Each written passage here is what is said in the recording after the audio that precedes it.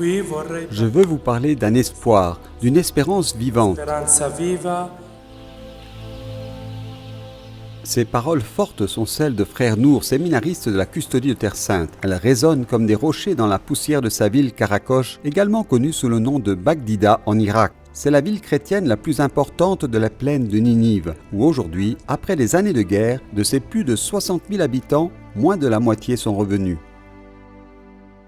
Enclave du christianisme, c'est l'une des plus anciennes communautés historiques du monde qui s'était développée en Mésopotamie et a été anéantie durant l'été 2014 par l'État islamique. 3 ans après sa libération, frère Nour nous a emmenés dans son pays.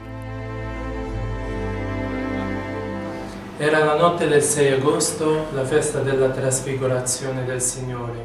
C'était la nuit du 6 août, fête de la transfiguration du Seigneur, quand nous avons dû fuir cette maison. Personne n'est resté dans la ville, tout était vide. Nous avons commencé à entendre le bombardement de l'armée irakienne contre les djihadistes de l'État islamique. Dell'esercito iracheno contro i jihadisti dell'ISIS. Pendant l'occupation, presque toute la ville fut détruite. Les flammes engloutirent les maisons, les églises. Les statues du Christ ont été brisées et jetées dans la poussière. Je n'ai trouvé aucun souvenir lié à mon histoire et à ma vie, nous dit frère Nour. Toutes les photos, tous les souvenirs de famille ont été brûlés. Il y avait le désir d'effacer une histoire.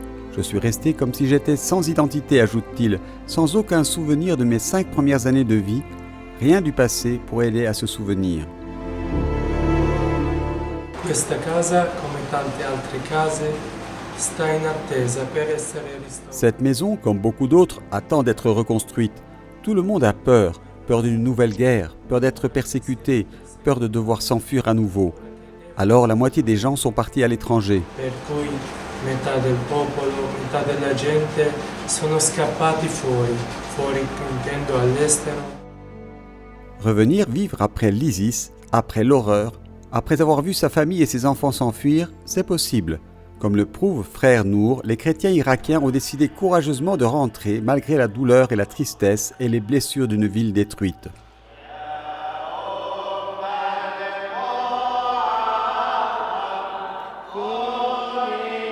Siamo davanti alla chiesa della risurrezione, l'ultima chiesa che è stata costruita a Karakosh. Nous sommes devant l'église de la résurrection, la dernière église construite à Karakosh, totalement détruite par les bombardements. Nous pouvons voir à quel point cette guerre nous a frappés, dans quelle mesure elle est entrée dans nos vies. Nous n'oublierons jamais ce qui s'est passé, mais à partir de là, nous pouvons construire un bel avenir. Ma da quello che è successo possiamo costruire il nuovo futuro.